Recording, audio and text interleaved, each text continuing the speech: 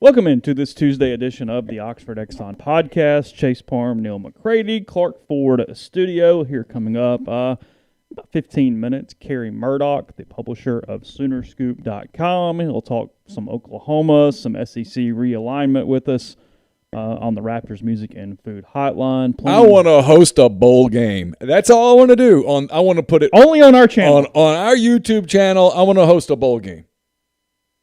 Hawaii and San Jose State. That's fine. That's my new goal in life, is to host a bowl game on this channel.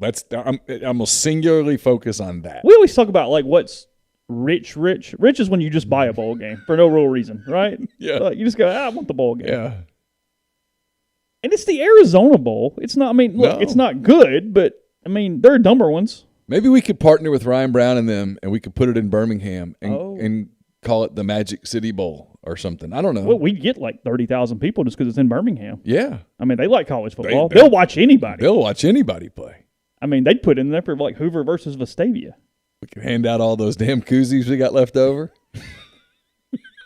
It's a good idea. I do want to see a prize. We're referencing Barstool apparently has purchased the naming rights to the Arizona Bowl. We're talking at the same time as exclusive carriage rights as well. That is correct. Yes, it is only being shown apparently on Barstool channels. So whatever. Welcome to the stupid world of college football in 2021. Just getting started today. So plenty of stuff to talk about. We'll talk to Carey in a minute. I'll tell you about the Oxford Exxon Highway 6 West in Oxford. Download the Speed Pass Plus app. Use it for earning points. And when you earn points, you save money. They're with all Blue Sky locations in Mississippi. Also, lunch specials at the Oxford Exxon, $5.69, 2 sides of bread, 32-ounce drinks, and more. And again, coming to you from the Clark Ford studio. We're coming to you from the Clark Ford studios. Clark Ford's in Amory, Mississippi, 662-257-1900. I was texting with Corey today. He was actually pretty excited. He says they actually have some trucks for sale, like 10 of them. Which has been an issue. Yeah. Getting trucks. There's been demand and not as much supply. So starting to have some supply. So trucks for sale at Clark Ford, 662-257-1900. Call that number. Tell Corey what you're looking for, whether it's a truck or another Ford product, and he'll send you a quote within 15 minutes in business hours. Right to the bottom line, no hassle, no haggle. You get your quote. The rest is totally up to you. I can't recommend Clark Ford highly enough. We had a couple of our Clark Ford service last week. Great service. Continues long after the sale. So, again, 662-257-1900. Carey Murdock and other guests will join us on the Rafters Music and Food Hotline. Rafters on the Water. Be a great place starting tomorrow is Wednesday. Yeah, tomorrow evening. Another hot weekend. Chase and I were talking about the heat as we were getting set up for the show. It is really hot and steamy and gross out there, so you would enjoy a frozen margarita, frozen daiquiris. Great waterfront views as you enjoy a weekend on the water as we get closer and closer to football season. And don't forget, Rafters on the Square in Oxford as well, and then Rafters in New Albany. So kind of the couple of big news today as we set up this with Carey here in a few minutes. Number one, the SEC's acknowledged that Texas and Oklahoma have officially asked for... Did you see the letter? No, I haven't actually seen the letter. The letter is fantastic. It's like 3 sentences. No joke. Hey, we'd like to come. It's like, hey, we, the University of Texas at Austin and the University of Oklahoma, heretofore named the universities, would like to join the SEC. We think on one hand it would be good for you, and on the other hand it would be good for us. Holler back. That's pretty much it. Seriously, that's it. I mean, I'm paraphrased a little. There was a little more legalese, but that was it. Not some big detailed... You've spent more time writing your kid's book report than you have on that letter. It was the most formality of formality thing. Then is what they needed to do. Well, I did love. Yeah, it was literally, hey, you guys got to send a letter. Yeah. Okay. All right. What's it got to say? Just apply. Okay. Cool. Well, I love Sankey going, hey, look, we do not go out and look for members. We do not do that. But when an opportunity comes, we decided to take advantage of it. I actually think that's truth. I've talked to people today, and I'm telling you, I don't think the SEC ever called Texas and Oklahoma and said, hey, you up? Y'all want to come? Yeah. Y'all want to join? They called them about a year ago. And let me just say this. They took the call. They took the call, and they've taken more calls since then. The other interesting part of this, the other thing that came out today, is the way Sankey essentially bent the networks over from the standpoint of if other teams enter the conference, they automatically get paid the same rate of money each year that the other members are using, which rules out the need to increase by certain percentages or any of that. No, ESPN just, I think as you said, it makes a little more pie, and it just all comes out and everybody gets paid the same thing. ESPN has some refusal rights. As long as it's a Tier A school, essentially. As long as it's a school where ESPN believes their value is equal or greater than the teams already in the conference. So, I mean, Tulsa's not joining. Yeah, Texas accounted, Oklahoma counted. There are a few more that probably would count. It's an interesting day. Because you know me, I know certain people in media, when they mention things, there's a reason. When Jay Billis talks about an ACC-SEC merger, my antenna goes up. That feels really complicated and not right now, though, doesn't it? I mean, what does that even look like? It looks like when the NFC merged with the AFC to form the NFL. I go back to 8 days ago. But the SEC doesn't want half those teams. SEC wouldn't have to have those teams. They could operate as separate entities, but under the same governing body.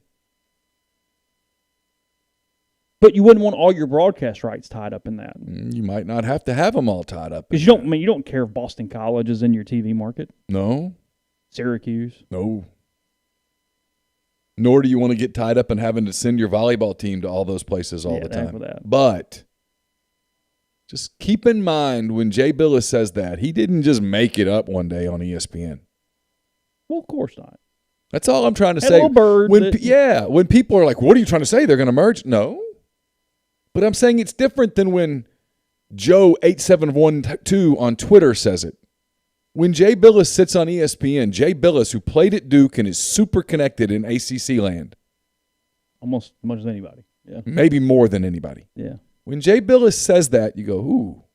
When Jay Billis says, if I were the commissioner of the ACC, I think I'd be on the phone with the SEC about a merger. His words, a merger. Mm-hmm. If that doesn't raise your antenna, you're not paying attention to the game. So, frankly, it would look, from what we're talking about, it almost could potentially look more like the National League and the American League merging. Yes. Because you still stayed opposite. You know what I mean? NFC, AFC became the NFL. Yeah. But my point is, maybe not interleague even. Like, we're just doing whatever we're just going to kind of do our things. We have a commissioner. I don't know. Look, I'm not saying that's going to happen next week or anything. Yeah, I think we're a minute from we're going to have Carey on in a minute. Oklahoma and Texas did their little letter today. Mm-hmm. The SEC presidents are going to have their little formal vote. It's going to be 14-0 on Thursday. Oh, it's already Thursday? It's Thursday. And then on Friday, Oklahoma and Texas are each holding Board of Trustees meetings where they're going to talk about Conference matters. Conference matters. I love the agendas. It's one of my favorite parts of this. I mean, forgive me for a minute, everybody. If you got kids in the car, hit the fast forward button one time. This shit's done. It's what I love about this. From a formality standpoint, you can't get your taxes done as quickly as they run into this conference. You can't get a haircut this fast. Yeah. Or so I've heard. Yeah, sure. Yeah. I mean, the whole thing is hilarious. In a fun way, in a good way. I mean, I'm laughing at it, but the Pac-12's having their thing today. Media days. That dude has no ability to answer a lot of these questions. He's just going, He gave a real interesting no comment on Texas Tech. Oh, did he really? Yeah. So they've had people reach out. I know that. Sure. If you're in the Big 12, you got to go. And the rumor is pretty strong about the Big 10 going, hey, we probably ought to get proactive here. Because here's why. The Big 10's terrified about Ohio State and Michigan leaving. Yeah, Adam. The letter read 2025, but that just is waiting on another team to pull out of the Big 12, so that all gets blown to hell and back. Yeah, that was a formality so that they couldn't get sued today because they're not trying to leave their contract early. They're trying not to breach any contracts. They're pointing out that, yes, our grant of rights goes through June the 30th, 2025, so we'd like to join you on July the 1st. And their lawyer was laughing as he wrote that. Of course. Yeah. Kenneth, thanks for the super chat. Before we get to Carey, he says, do you think the SEC goes after Clemson, FSU, Miami, and UNC? I don't know. I think right now it's, do those schools want to bolt? A couple of them might. It's not really about what the SEC's going after. I don't think the SEC's out hunting just yet. There's no reason for them to go out hunting right now. No. What are you hunting for? I mean, I think there will be a 16-team SEC for a couple of years. At least. Yeah, I don't know. These things, once they roll, once the ball starts rolling, it goes down the hill fast. Because we don't know what the other leagues are going to do. We don't know what they look like. The ACC has a money problem compared to the Big Ten and the SEC. A huge money problem. The Pac-12 is just poorly managed. It's just a train wreck out there. It's a disaster. In all ways. And they're worried sick. Because what they can get isn't enough to move dials enough to actually change No, and if USC, the University of Southern Cal, were to call the SEC and go, hey, South is in our name. Southern California. I mean, if you're the SEC, you got to go, wait, USC? They go, hey, we're more south than Missouri. Draw the line. USC? Interesting. What would you do at that point? USC goes, we want in.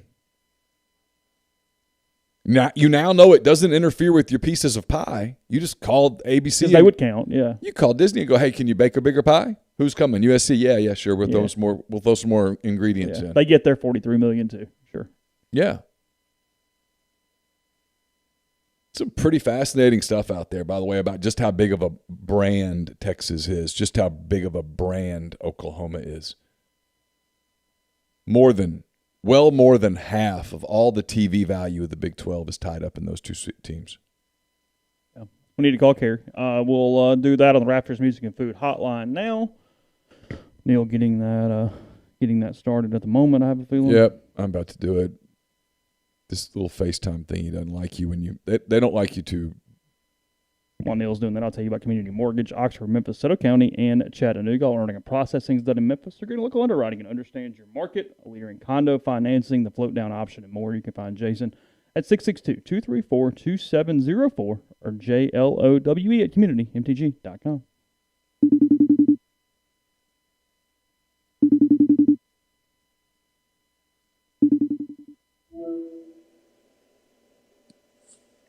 Hey, Carey, how are you? I'm there. I'm here. All right, good. Carey Murdock covers Oklahoma for SoonerScoop.com.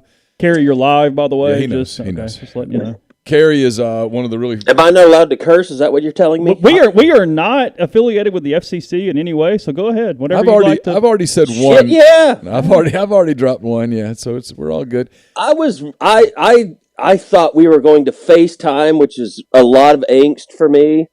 So I had props ready. I had my Coke bottle ready to go. I thought that's just what you have to do in the SEC. So it just wasted, I guess. My props are wasted. Yeah, when's the last time you had a Golden Flake chip, Carey? Yeah. That's really the question. They have those in Tulsa. Those are all over the place in Tulsa, but they're not a huge Oklahoma City.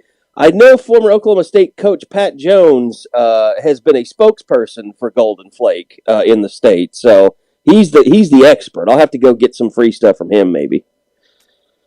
Oh, get ready. They're all over Birmingham. Yeah, don't worry. Yeah. The dill pickle Golden Flake chip is in abundance in the Magic City. I'm a big dill pickle chip guy. Okay. And at SEC Media Days last week, we made the strong shift to Dr. Pepper. Dr. Pepper products everywhere at SEC. Disgusting swill, Dr. Pepper. Not a fan. I'm not a fan of it. They still have Sunkist? You know what? This was the first year that I did not even go to the soda machine. Okay. And so I don't know. Neal usually has soda one time a year, and it's an orange soda at SEC Media Days. It's a tradition. I will die with Dr. Pibb. That's going to be my drink of choice when it comes to the antifreeze tasting liquid. Is that just like an anti-Texas thing, or what we got, Carey? What's the? I think Mr. Pibb was more of a northern thing, but you can still get. They call it Pibb Extra now, but you can find it in Texas. Yes. Okay. I like it a lot better than Dr. It's essentially the same thing as Dr. Pepper. Okay. I think like Sam's Club has like Dr. Thunder. That's another. Yeah, that is correct. Well, and you're a Thunder fan, so that would make sense. Yeah. But anyway. We're done here, I think, with the Dr. Pepper talk. All right, so I mean, I could make the joke and go, been a slow week, huh? But it's been what? Take me through for you, because I'm fascinated. So here's my little story about how I found out about this, and I talked to you on Thursday, and maybe I told you this. I'm standing in the lobby of the Winfrey Hotel where they do SEC Media Days in Birmingham. You'll learn to hate it, and I've been there many times. Oh, okay. Well, I stand corrected. I was standing in there talking to Ross Bjork, the Texas A&M AD, the former Ole Miss AD, and we're just talking. I mean, I was making fun. I was making cult jokes. Yeah. And he was cracking up, and he was making jokes, and it was funny. You would have never known that 5 to 10 minutes later, and that's what it was, the Houston Chronicle would break that story, and all hell would break loose. Involving Ross Bjork and Texas A&M. So take me through, I guess, your Wednesday. How much of a heads up did you have that this was coming, and what's it been like since then? First off, zero heads up. No idea anything like this was even brewing, was even being talked about, was even being discussed, was even hatched behind the scenes, which is a miracle in itself, because if you cover Oklahoma, it's like now you're kind of seeing it. Like, nothing ever stays a secret in Austin, Texas. And there's so many people involved in that program, donors, people that have information, that everything leaks out of that place. I mean, it's amazing that Chris Del Conte was able to keep this under wraps like he did, and that it didn't leak out and didn't become a big deal. But Joe Castiglione at Oklahoma, he's very good at keeping things internal. And it is a program historically that is very difficult to get inside information out of. And there are plenty of times when I've broken information and I just get this quizzical look from Joe Castiglione. He's like, "How in the hell did you find that out?" Like, I try to keep that under wraps so hard. And I never tell him, but we just kind of laugh about it. And, we have a very good relationship now to where we talk every couple of days pretty much. And he actually just sent me a text yesterday back from the multitude of texts that I had sent saying, "Hey, I know I haven't responded, but I'm looking forward to talking to you when I can." So when this came down, total shock for me. Like, couldn't believe it. And then I start trying to piece things together. It was Brent Zwerman from the Houston Chronicle that put it together. And I'm like, how do they keep it a secret this long and then have it blow up in A&M's face when they're not just during SEC Media Days, but at SEC Media Days, the day they're there. 5 minutes before Jimbo Fisher went to the big room. I mean, literally, it was within minutes of Jimbo Fisher's appearance at SEC Media Days. I mean, that's insane. And then you start putting two and two together, and I knew what had happened. I mean, like, instinctually, I knew, A&M just found out about this, and they got pissed off, and so they leaked it. And that's how it got out there. And then, we're going through the thing now of where some people are coming out and saying, "Oh, A&M knew about it," and others are like, "No, they didn't. They were blindsided." And I truly believe they were blindsided by it, because I was blindsided by it. And so that happens, and all these questions are coming through your head, and I'm just thinking, like, my God, Joe Castiglione just pulled off the most savage thing that the University of Oklahoma has ever done. They just shit on an entire conference and said, "We're getting the hell out of here, and you guys fend for yourselves." I've never known OU to operate this way before, but of course they have a new president now. David Bourne is long retired. Joseph Harris, the former dean of the law school, is in charge now. So it really, more than anything, I thought, wow, this is a new era for the University of Oklahoma in operating this way. What has the reaction been on your site among OU fans? What I've seen has been overwhelmingly excited, I think would be the word, but you have a much better feel of the pulse than I do. People hated this conference. They've hated it for a long time. They felt like, it's like anything else. It's like if you if someone has something and it gets taken away from them, they're always going to long for that. It's like, if you get dumped by a girl, and that makes her more, makes you want her more. I mean, it's like, hey, why are Ben Affleck and J-Lo back together again? Probably because he's been, he got married, had children, and then is now back with her. Like, they broke up, and he always wanted to go back to that. Like, so Nebraska, Missouri, A&M, maybe not for Texas, Colorado. Like, I miss going to Boulder. Like, that was a part of my life. It's a beautiful city, beautiful college town. I miss going there every other year, and I've always missed it, and I will always miss it. So it's like you've focused on what you've lost in this conference if you're an Oklahoma fan, as much as you have, the teams that are there, because every year that schedule comes out and you're reminded, this shitty group of home games. You got TCU and Baylor and Kansas State. Like, we're Oklahoma. Like, we're supposed to be playing Nebraska. We're supposed to be playing, national powers. Like, that's what we are. So it just became this really, it was toxic almost. Like, every time something would happen, just like with the horns down stuff. Like, when the Big 12 as a conference said, well, if you do the horns down, it's going to be a penalty, it would escalate into these epic proportions of meltdowns to where the fans are like, I just believe in I don't want to use an F-bomb on you. But, this conference, it sucks. I hate it. I don't know why we're in it. Like, every time something would happen, or there would be a loss, or, just something, someone would get hurt, you'd have to play a backup in a game. Like, it would always get blamed on the Big 12 conference. And it just became to where the fans got, annoyed being in this conference more than they enjoyed being in it. It's funny to me because the SEC people that I've encountered, and I've gauged a lot of things, they already sort of like Oklahoma, and they already have a natural hate for Texas. Is that just sort of the way this thing works?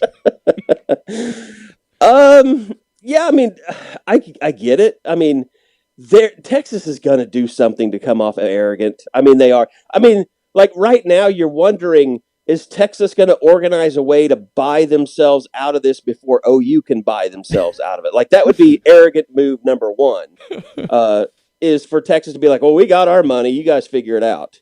Because that's what they do. That's Texas. That's how they act. I mean, it's just, they can't help themselves. It's like, I know you guys, I'm really curious, like, just how batshit crazy does A&M look now compared to when they joined your league? Like, because you've had to find out all these quirks and, like you said, talking about cults and things like that. It's a freaking cult. Like, it is so bizarre. A&M is so weird. And it only escalates when you go there and cover a game and you see, why are so many women wearing overalls? Like, where on earth do you find that? Where else does that happen? It doesn't happen anywhere. It's just like both of these teams are huge, huge universities. They both have quirks. They're exactly opposite in how they view life.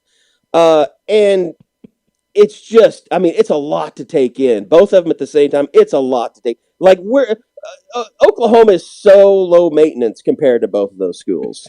In the past, and maybe there's more Oklahoma media, so this isn't possible, but when you're covering a given College Station, did the A&M media, like, move away from everybody else? Like, we had a gap between us and the A&M media. Like, it's almost like they didn't even want to be anybody to invade their bubble as we were down there. Yeah, I mean, they're while all the rings are bashing the table nonstop. Oh, man. I mean, I didn't really have a problem with their media other than, let's face it, guys. I mean, if you've covered college football for any period of time, media is just different now than it was, 10 years ago. I mean, you have so many bloggers and so many kids, and it's turned into kind of like, almost like sweatshop sweatshoppy. I mean, to where, you have these kids that are making like $20,000 a year to cover a team full time, versus, all the newspapers have folded, all the established journalists have retired, or just checked out. And you have so many people that are actually talented that decide, I'm going to go do something else with my life. I'm going to go join, if I'm going to do this for a living, I'm going to go do PR. So it's just being in the media is so different now. And there's so I guess the tent poles of journalism have changed to where I think, you see rivals in other team sites that have become the bigger outlets that cover teams versus newspapers now. But I can see A&M morphing into something really weird in that environment. So I saw today where Texas and OU sent their letter, and the letter was like, "Hey, you guys asked for a letter. Here it is." It's like 3 sentences. The letter is. I laughed out loud. I read the letter like 10 times. It took me 45 seconds cumulatively to read it 10 times, and I laughed every time because the letter was just. You could almost see Sankey calling them, going, "Hey, you guys do have to formally do this," and them saying, "Like, what do you need? Just a paragraph, real quick. Just tell us you want to come, and we'll meet on Thursday." So they're going to meet on Thursday. They're going to rubber stamp this. It's going to be 14-0 because Texas A&M's probably going to vote no, and Sankey's going to say you voted yes, and that's going to be that. And then, well, that's what I said. They'll either release that it was 14-0, or they'll release that they were accepted and just not mention that A&M voted no, even though A&M, because that's the thing. Like A&M desperately wants their fan base to feel validated in that at least they voted no, because they are led around by their fan base. So, and just much the way that Texas is by their donors, maybe. Yeah, well, it's one of the big problems. So Friday, Texas and OU are going to have separate meetings with boards of trustees or whatever, board of regents or whatever it is that we call it at different places. Yeah. What's coming of that? That's, hey, we're bolting. Let's figure out a way to do this quicker than July 1 of 2025, I'm guessing? I think that's some of it. I think they'll probably go into executive sessions and, be presented with the options that they have at that time. There's some talk out there that, the money that will be used to buy this out will be the money from ESPN, that they were going to pay the Longhorn Network, and that's how these guys get out of it. I have a hard time thinking that Texas is going to foot the bill for Oklahoma on this deal. I guess if it's ESPN's money, though, here's the thing. It's so insulting that the letter was so tiny like that, because I've literally spent 2 days just combing through the Big 12's very confusing bylaws, trying to figure out, what a supermajority is, and what is a notice date, and what is an interim period, and like all this shit. And you're going to throw out we're done, just like a one sentence. You should have at least had to pay a lawyer to look that over, I hope. I mean, but yeah, I mean, it's the one thing about the bylaws that is not really negotiable is the payout. Like everything else, like term, when you can leave, all this stuff, it all says it's negotiable, but the buyout is ironclad. Like you're paying the last 2 years in revenue plus penalties and fees. And what that number is, that's up to the Big 12 to come up with, and they can pretty much make it whatever they want it to. And I'm sure, I don't even know if it's progressed to the point where they know what the Big 12 is going to ask for, if there's even been if negotiations have even started. So I don't know how you really talk that much about it if you're Texas or Oklahoma when it comes to your border regions. But maybe that's all they tell them is like, look, here's where we go now. We've been accepted. Now we're getting into the negotiation phase, and we'll continue to meet as we need to. For the people who have not seen the letter, this is the letter in its entirety. It won't take but a minute. Dear Commissioner Sankey, the University of Texas at Austin and the University of Oklahoma, the universities, request invitations for membership to the Southeastern Conference, the SEC, starting on July 1, 2025. We believe that there would be mutual benefit to the universities on the one hand and the SEC on the other hand for the universities to become members of the SEC. We look forward to the prospect of discussions regarding this matter. Sincerely, Jay Hartzell, President, University of Texas at Austin, and Joseph Haraz, Jr., President, the University of Oklahoma. That's the letter. You don't have to have the law degree from Yale to throw that one together. That's a quickie. just fascinating. I remain blown away that. So you don't think Texas A&M knew? I don't, because I just think, I saw the media tour that was going on and the way that Jimbo Fisher seemed befuddled when he was asked about it. Like, that's when Ross Bjork was talking to whoever it was. I think it was a walk-off session he was having with reporters, but the way that he was taped and talking about, we want to be the only school in Texas in the SEC, like, that's, I'm pretty good at reading kind of body language and intent, and like, that was a man that had just found out and was literally shaking from head to toe with anger, like, and could not wait to get in front of a camera and vent and tell the world how pissed off he was. So, and if anybody's going to know, it would be, first, your president's going to know. And there's some talk like, well, they went through A&M's president and he knew, but you would let your athletic director know if something like that was going on, if you were going to be invaded by your hated rival in your own conference, that you really looked as the kind of the trump card for your entire program. What's the rest of the Big 12 going to do? This is not going to be, correct me if I'm wrong. I know there's laws and there's bylaws and all that, and I get it completely, and I admire that you dug in and started reading through them, but it's kind of like the married couple, right, that says, hey, we're going to stay together until the kids graduate. Once that decision's sort of announced and they're no longer sort of fighting to keep the marriage together, the marriage doesn't last much longer. They never make it all the way to the graduation date. How in the world is this even manageable for the rest of the Ohio, that's a Freudian slip because that could be out there too, for Texas and Oklahoma to even deal with these guys for more than one more academic year? It's been interesting to kind of see the statements that have been crafted by the presidents of these universities, outside of the Oklahoma State president, who just jumped off the crazy train and went to town. He did. It basically called Oklahoma traitors to the state, it was the most glorious thing that I've read in a very long time on Twitter. I commend her. But it's all been this combination of, we're still powerful, we're still attractive, we're going to be okay. And I don't know, I would recommend anyone go and watch the Iowa State video between their president and Jamie Pollard, because it's fascinating. It looks like they're set up at Ernest Hemingway's lodge somewhere in front of a giant fireplace. And it's all been the same thing, which it's a mixed message, which it's, we're going to stay together and make Oklahoma pay and Texas pay, but hey, call me. It's just like, I don't think they know what's going to happen. And, the funny thing about it is, Oklahoma State, like, if they called if the SEC called the president and said, hey, we'd like you too, they'd be like, okay, we're there. Like, no longer, we'll be traitors to the state. You bet. If we can go to the SEC. The goal is to stay together. And I think I read Max Olson's story about this yesterday. It was really good.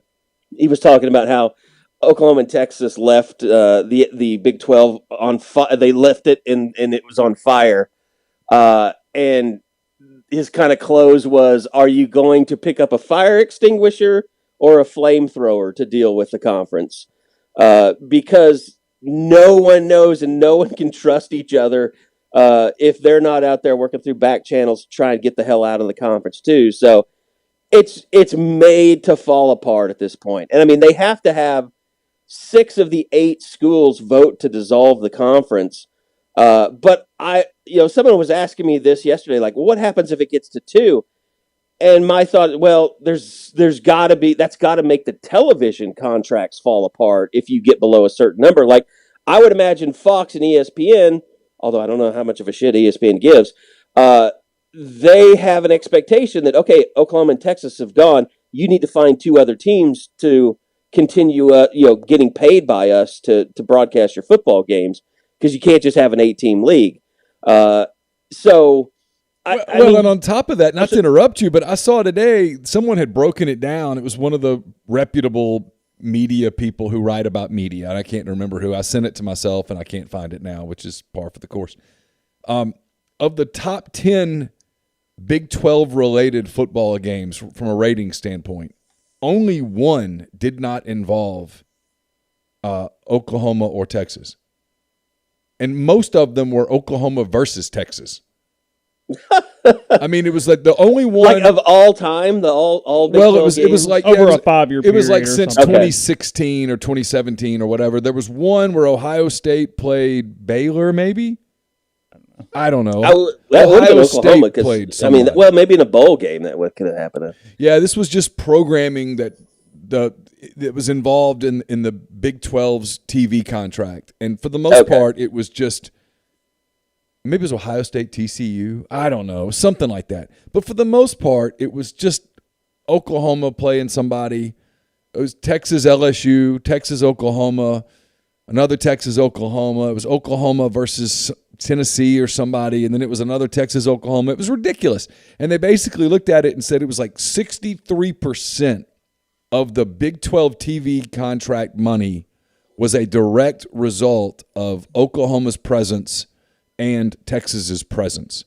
Well, and see, that's how, if you want to talk about where this went off the tracks, it's there. And it's interesting because Nebraska and Missouri and A&M and Colorado, they ended up getting jaded because at that time, if you appeared in more television games with the Tier 1 partners, you would get more revenue. And they got fed up with that approach, and because other leagues weren't doing it that way. And so the Big 12 went to an equal revenue distribution after those teams left, and they said, okay, we're not going to have this problem anymore. We're going to distribute revenue equally, regardless of, whether you're on the Tier 1 or the Tier 2,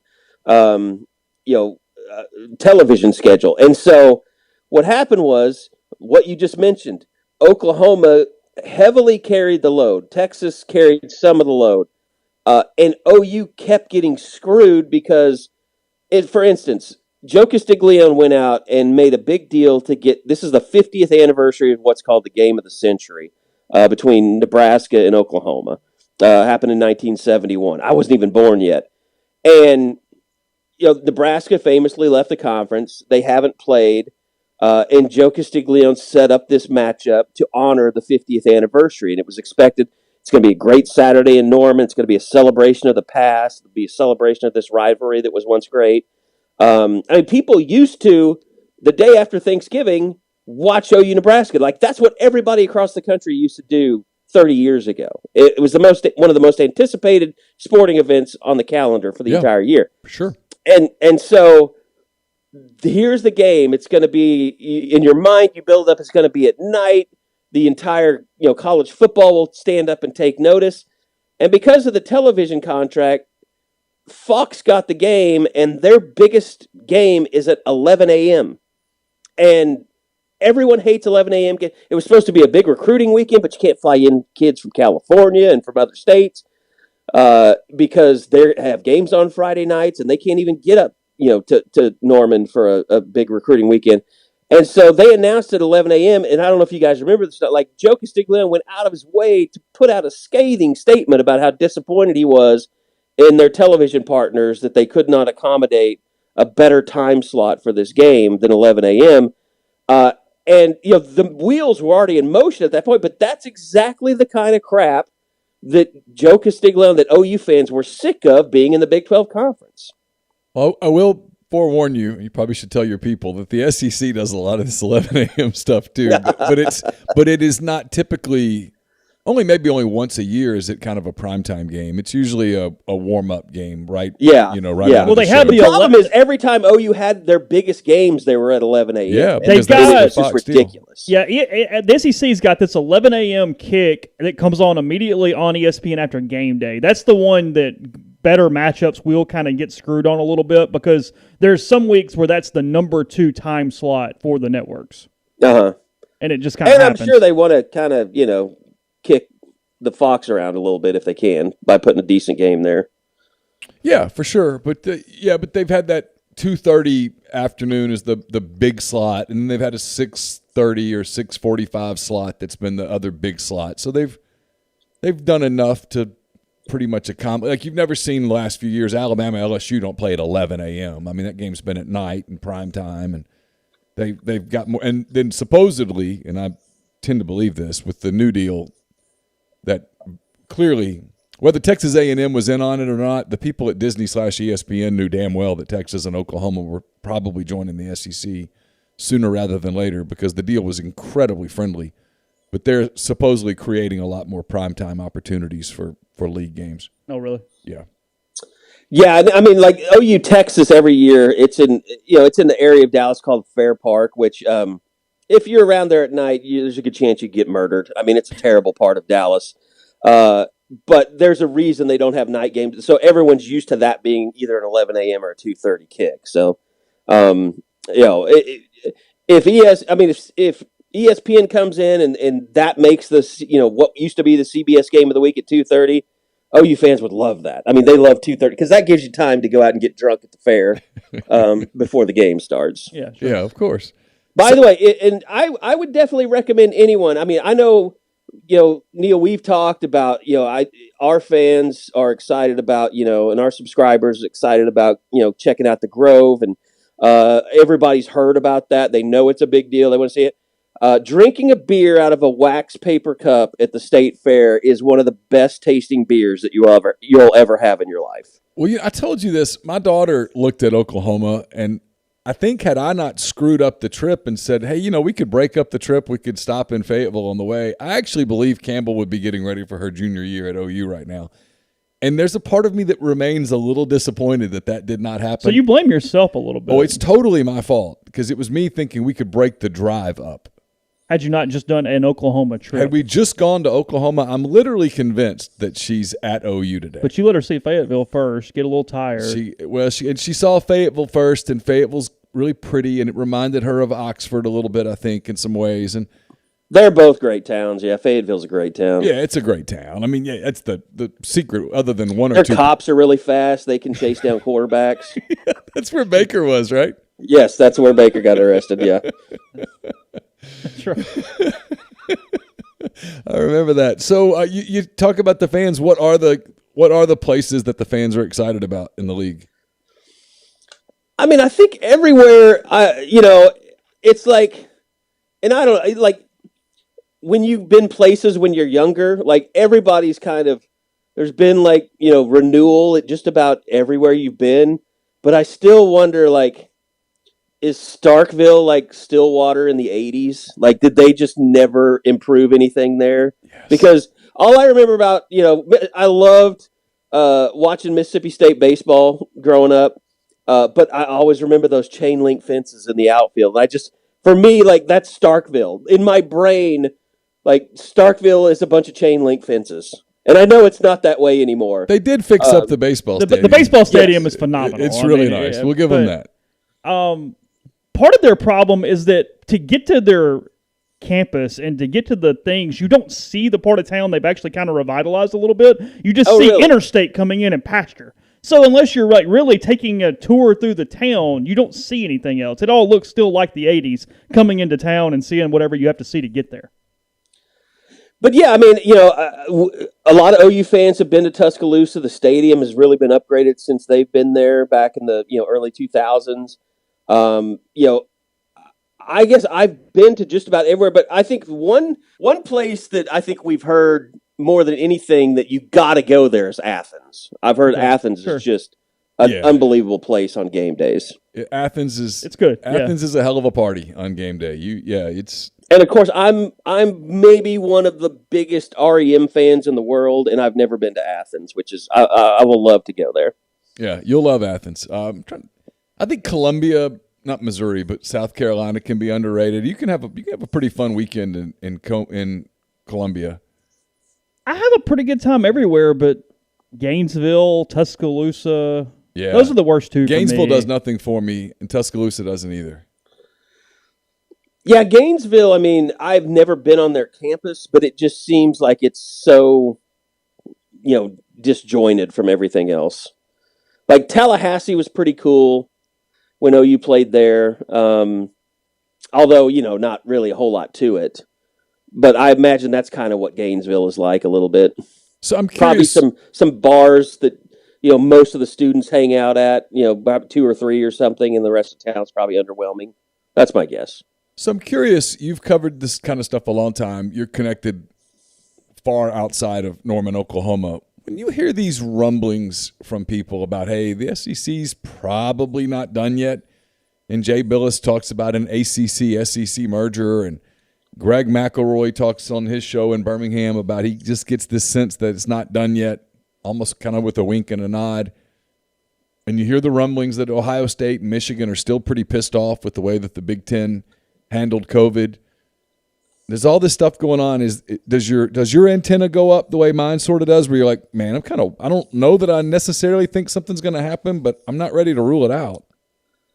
After COVID, I kind of look at college football two ways, and the Big Ten's part of it, and really, talking to our Nebraska people just about their experiences in the Big Ten, it's kind of shaped my opinion differently on this, where you have a certain amount of schools that, a lot of what they do as a university, keeps athletics in mind, at the top of mind.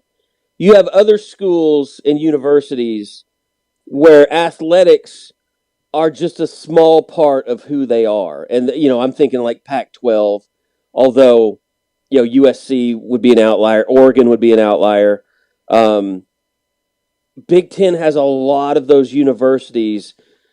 Is much that I think they kind of take for granted how much money they're making out of this now, because some people made some smart decisions early on with their television network.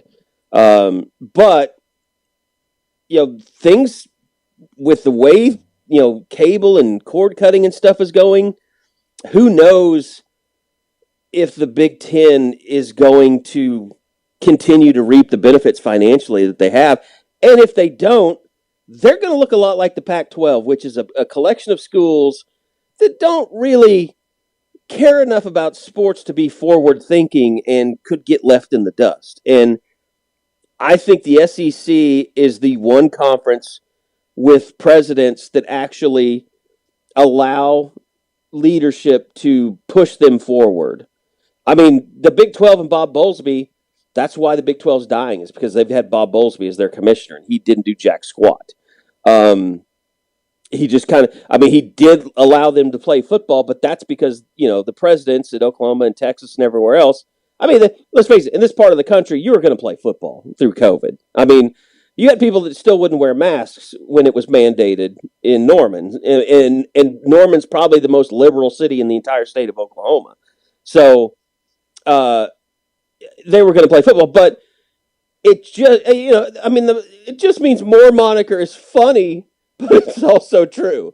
And it's not just for the SEC, it's for this part of the country.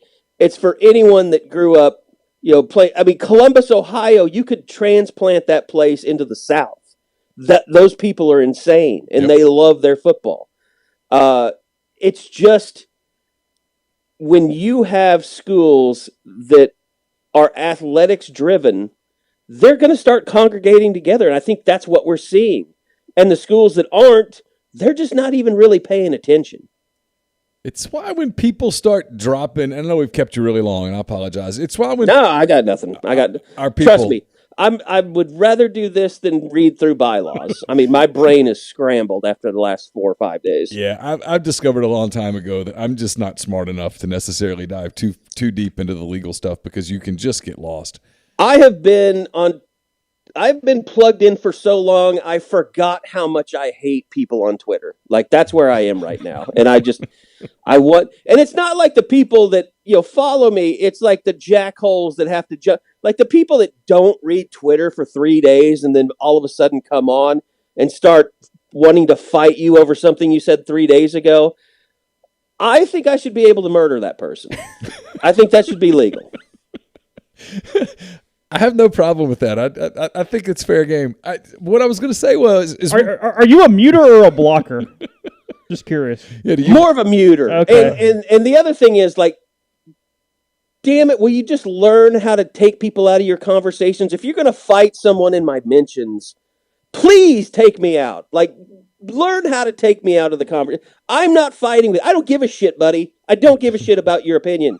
Like, just stop staying in my mentions in your fights. What I was going to say was, when I start hearing specificity, when people do that, they just kind of randomly mention USC, and they kind of randomly mention Clemson, and they kind of randomly mention Ohio State and Michigan, and someone goes, so 16-4, that's how much? And you're like, so are you guys talking specific right now, or are you just making stuff up hypothetically? Why do you keep having the same hypotheticals?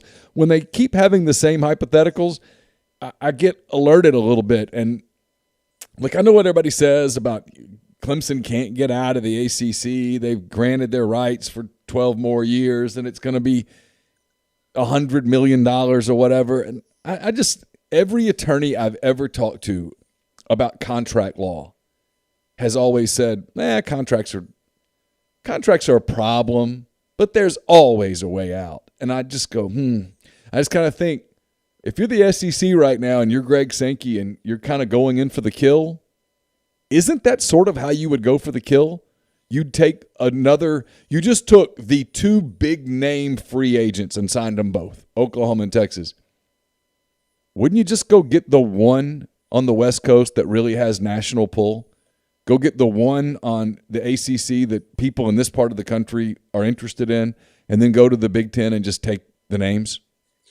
And see, I thought about that. Like, okay, if you wanted to try and save the Big 12, and you were willing to pay Oklahoma and Texas 1.5 times revenue share, why wouldn't you just go to USC and Oregon and say, hey, if you come join us, we'll give you 1.5 times revenue? But here's the problem, and I've learned this watching West Virginia join the conference.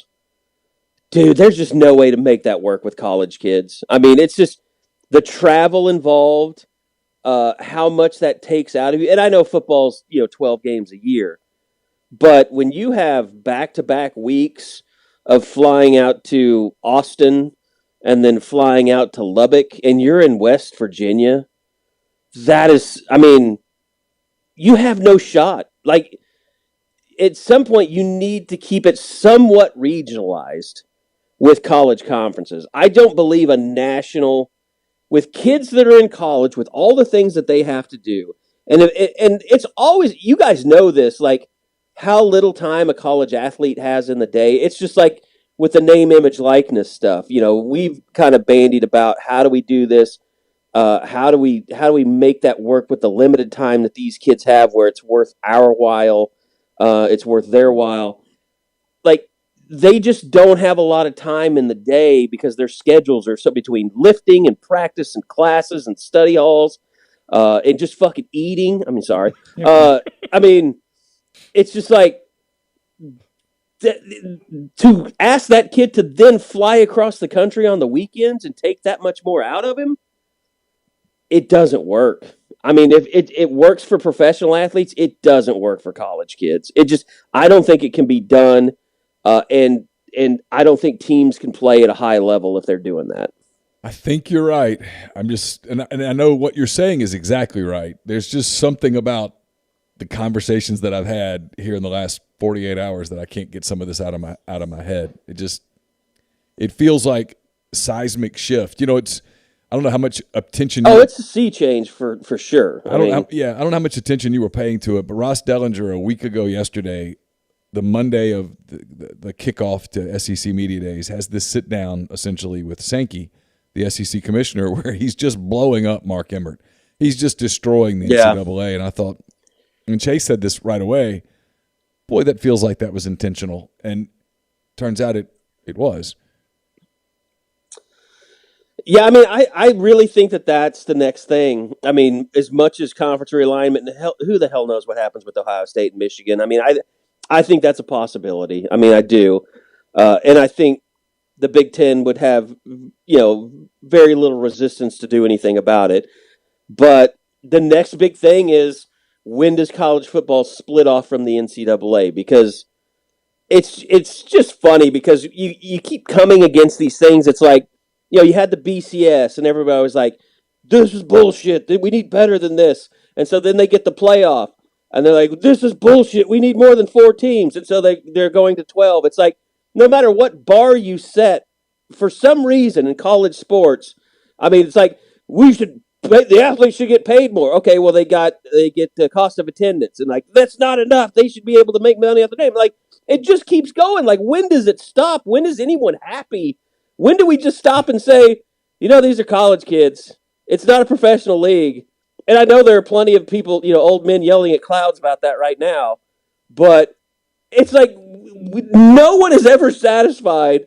On the outskirts of college football, everything always has to be kind of seen as a slight or that they're abusing the system and the players and the student athletes, and it's just like next thing has got to be the NCAA goes away. I mean, that's the next thing that everybody's going to pound the table about, and it's inevitable. It's. I think the ball's rolling too fast now to stop it. I don't think there's any going back. I mean, I do. I don't know how you change it at this point. I don't know how the NCAA. And why do you need the NCAA control when you have name, image, likeness rules in place? Because you don't.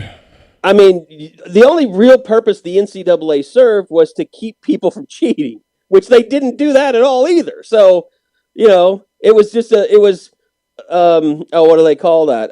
It was an illusion. They weren't preventing cheating. And they weren't really punishing people when they do get caught. Like Kansas is still running around like they never did anything in basketball. I mean, no one's ever said shit to them about that. So, and they gave Bill Self a lifetime contract in the middle of all that stuff. So Oklahoma's been recruiting on this super high level in the Big 12. They've been a top 5 program. I know they can't get over kind of winning a playoff game hump. They make the playoffs every year. I would assume this is a giant boom for their recruiting, which was already elite as it was. Yeah, I mean, the thing about Oklahoma, their defense has sucked. I mean, it's no secret. I mean, that defense that played Georgia in the Rose Bowl, I mean, my God, that was the shittiest defense. I mean, it was terrible. They had 2 players on that team that are playing in the NFL, and that's it. Like, you should, if you're playing for in a national semifinal, you'd have like 5 or 6 guys that are going to play in the NFL. I mean, I'm telling you, their defense was pitiful. It was terrible. And I'm here to tell you, I thought it was pretty decent. It's getting pretty good. It's a little weird. Like I know what Alabama looks like. I've covered a lot of Alabama bowl games. I mean, Oklahoma's played them quite a bit, and I've covered Clemson and like Alabama though. Like you guys know this. Like their entire roster, just a bunch of dudes. Like you see, and we see them at rivals camps and stuff. We know who what the dudes look like. And Alabama has always had more of those than anyone else. And when you see them together, you're just like, holy shit! Like man, they've really got a lot of dudes. And for the first time ever, I'm sitting here looking at Oklahoma's defensive players. And I'm like, that looks like Alabama. Like they're starting to look more like Alabama now. And it is, and last year they were pretty good. I mean, way better than they've been in the previous 10 years. So it's going to be interesting because by the time they enter the SEC, their recruiting has been getting better, and it's been getting better on the defensive side of the ball. They're going to be a pretty good team when they enter the SEC, I think. And Lincoln Riley keeps signing 5-star quarterbacks, and he hasn't proven that he sucks at developing those guys. So they're probably going to be pretty good at the quarterback position. They have landed a bunch of quarterbacks, just one after the other. 3 5-stars in a row now. I mean, it's crazy. Yeah. Well, I mean, they're putting guys in the NFL. That's what the kids are looking for. I mean, yeah, when you have back-to-back number 1 picks as quarterbacks, it kind of helps. Yeah, that's why Alabama recruits so well. Ohio State, Oklahoma, Clemson, those are really the only schools outside of the SEC that have recruited at a really high level. So, I mean, all 3 of those schools, are involved in the college football playoff year after year. Oklahoma they've not got over the hump because their defenses have been shit. What's Oklahoma State's best option at this point? I've thought from the very beginning it was the Pac-12, but there is a huge political divide between what the Oklahoma State University is versus what the Pac-12 is. I mean, It is the opposite of liberal. I mean, it is what you would think Oklahoma is. That's what Oklahoma State is. Like that is. So Oklahoma State Cal would be a difficult sell for you as a conference game? I know that Oklahoma would be in favor of playing that game, but I think it's going to be kind of one of those Texas A&M things. Do you really? Okay. Where Oklahoma State is the one that drives not playing that game. And by their president's comments, they're clearly headed down that direction. The problem is, and I mentioned this yesterday, like Oklahoma has a strong wrestling program, and Missouri is actually wrestling in the Big 12. So Oklahoma State's going to have to deal with Oklahoma as a wrestling team at some point. In their conference. I've always wanted to go to Bedlam, and now I feel like this is the year I really need to go to Bedlam, because Bedlam is going to be full of just raw hatred. In Stillwater, you need to go to that one, because that will be a lot of vitriol in one building. That will be some seriously unhappy people that day. They need to produce it like Loudon Swain in Vision Quest, to where they're they do that too. They put like a spotlight. The whole thing's dark, and they'll just spotlight the match the entire time. That's pretty cool. All right, I know we've kept you super long. Last thing, you and I share an affection for the same NBA team. What happens with the Thunder Thursday night?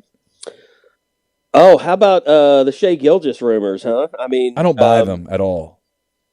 I mean, look, I don't know if they're true or not. If they are true, it kind of shows you that the Thunder feel like their rebuild is not soon. Like, they're getting ready to have to pay Shai Gilgeous, and them putting him on the trade block. If that happened, it kind of shows you that they're willing to kind of reboot everything, which is a little scary. It tells you they're doubling down on the tank, and I don't know that you have to do that with him, because they have so many draft picks. I mean, they have the draft picks that they need to have. I mean, it's like it was the same way with Boston, the same way with Philly. It's like at some point, dude, you just have too many freaking draft picks. All right, I mean, like you're going to get players. Start getting some players and keeping them. Yeah, I'm hoping they trade up to Cleveland spot and get Evan Mobley. I would love Mobley. Yeah, I mean, that'd be the guy. I mean, also, I am not opposed to them trading down and getting Mitchell from Baylor, because I really like that dude. Yeah, he's just not their type of guy. They don't like guys that have been in college a long time. I know, he's 23 or whatever. Yeah, they view him as an old man. I've been in fights with people over this. Like, 23, are you serious? Like, who gives a shit? They do, but I don't. Eddie having fun with this? I think he's making like 4 videos a day just making fun of people. It hurts the Horns Up for Peace movement a little bit, because it kind of makes Texas likable right now, which I should have made the damn T-shirts already. I'm going to lose a fortune off this. But in other ways, he is going to, once he figures out the SEC, it's going to be funny. There's going to be some good shit to come out of this. Yeah, he's brilliant, the stuff that he does. I always enjoy it. I need to go over there and look at what he's done so far. It's just been busy. His current project is he outlined a set of guidelines that Oklahoma State needs to follow, and it spells out baby bro, like baby brother. I'll have to look for that. Hey, thanks for the time. Really enjoyed it. Kept you much longer than I think you thought you'd be on. But it's amazing. I finally made it on the Neal and Chase podcast. That's what we should have called it, was the Neal and Chase podcast. We would make less advertising money, but Chase and Neal. How about that kind of has a better ring to it. A decade ago, we didn't necessarily expect it to become what it became, so we made a few errors along the way early on. Yeah. Well, no, really, you guys have been pioneers of the podcast for Rivals, and I think everybody's always looked up to you. And we started ours after years, and you guys were great at giving us advice and stuff. So Yeah, we're your baby bros. We look at ourselves that way. Well, that's awfully kind of you. We look forward to having you back on again. It's been a lot of fun, and we'll be talking to you soon, I hope. All right, fellas. Have a good one. All right, Carey. Thanks. That was Carey Murdock, SoonerScoop.com. Their site, by the way, absolutely one of the very best sites, not just on this network, on all networks. They do some funny stuff. They really do. Oh. They don't take it's such the opposite of, well, the Texas site doesn't take itself super seriously. They can have their moments. They do have their moments. They have their moments. Yeah. That's the we've had a few of them over the Yeah. Laquan Treadwell says hello. Well, that's kind of what I was thinking. I talked to Eric Winter from outside the IPF at like 11:45 at night that night. It was a bit of a. Yeah, that was oh, for God's sake. The night's already hard enough. Yeah. Can we just not do that on top of it? That was more of like what was going on. There's no reason to pile on right now. Yeah. Oh, Jesus. So anyway, Carey, he's fantastic. I saw lots of approval on our stream. We'll get him back on from time to time as things require it here on the podcast. So I know we're way over. I'm curious. We're probably just going to tape ads and stick them in. Yeah, we'll do that in a minute. Yeah. What about you? You and I have not talked about this. We talked about other things when you walked in the door. We didn't talk about realignment and stuff. It is. I'm curious to get your thoughts on it. People do this thing where they go, and I do it too. You reflexively go, oh, that's just a rumor. And then you start seeing who's putting the rumors out, and you're like, maybe it's not a rumor. I think they are planting some seeds. I think there are some trial balloons a little bit. I think you're gauging some reactions of things. I think it's the very infant stages of what may become something that could be knocked down at any point. But I do think it's this idea and these thought and multiple avenues going together and going, hey, what does this look like? What does this do? And it's what I'm fascinated about more than maybe anything else. And at the end of the day, look, it's money and power is going to carry this because it carries everything. It is what it is. Of course. But I do believe that the transition to it taking on such a drastic look probably does need to take a little time and stages to it. I mean, I think that, college football fans drive the sport because they drive the money. They're the reason that the money is where it is. Yeah. And you can't go crazy upsetting the apple cart with their psyches a little bit. I think there has to be kind of a gradual change to their psyches. Because, look, it's going to take a little while just for it to be, oh, I'm cheering for Oklahoma as a member of the SEC. This is a league game now. You know what I mean? Just the way that happens. Is it happen with A&M and Missouri, but different. This is a whole nother level because of it being Oklahoma and Texas than it being A&M and Missouri. Because, frankly, there wasn't a lot of interaction between the SEC and those schools. You know what I mean? It's one thing to let them come in, and it's like, okay, we didn't really know you anyway, versus, hey, there's a lot here. There's a lot of kind of interconference rivalry stuff. There's some scar tissue. There's whatever in these situations. So that's what I'm fascinated about with the SEC is I don't have any issue if it ends up at 20. I think it potentially does end up at 20. I just think the product is so drastically different that has to be PR managed in so many intricate ways and successful ways because I do think, look, they'll come back, they'll enjoy the games, but I do think you run the risk of a certain college football loyalist losing some interest when it no longer becomes us versus them. It no longer looks like what it used to look like. And you can't even fake it. Like at 14, you can fake it, and at 16, you can fake it. Sure. Anything more than 16, and no, we're just a different game now. Yeah. No, you've become a professional league at that point. Yeah, you're just a whole different situation at that point. Here's what I think is going to happen. I think they're going to find a way for Texas and Oklahoma to play in the SEC in 2022. Because this one divorce year is going to be so brutal for everyone that everyone's that's the one thing with Carey. We didn't really get into it a ton, and I know he mentioned 2025 or when Oklahoma does join the league. I don't know exactly how it's going to be drawn up, but Oklahoma's going to play conference games in 2022. I agree. Yeah. And so when it's 16 teams next year, there's going to be so much excitement. I don't know, let's use Ole Miss as an example. Sure. Our audience is Ole Miss. We just got through talking to Carey. Oklahoma at Ole Miss. It's a huge game. Or even if it's Ole Miss at Oklahoma, how many people here would be like, yeah, I'm going I'm going to Norman for the weekend. I'm going to go party in Oklahoma City on Friday night, drive over to Norman on Saturday, tailgate all day, go to the game. The novelty of it, there's excitement, all that stuff. How many Oklahoma people would make the trip to Oxford to be like, I've not done this Grove thing, I'm doing it. I'm in. I can't wait, right? Yeah. So you get all that excitement the first time Texas goes to LSU or whatever. I mean, Texas at Auburn or whatever, fill in the blanks. Yeah. You have these new games. Now you get another Texas A&M game. The CBS music starts, and it's Bama, Oklahoma. Yeah. Okay, I'm in. Yeah. Well, ESPN says, I think we'll take that one. Thank you. Yeah. But yeah. There's going to be a lot of excitement. Can they buy the music, though? I need the intro. I don't want to. They that's have the to worst buy part. it. Supposedly, they're going to something different. Okay. They're going to abandon it. Yeah. When it's done. Yeah, there is some sentimentality to it. I get it. But what I think happens is that you see the numbers that will come from those games. Yeah, sure.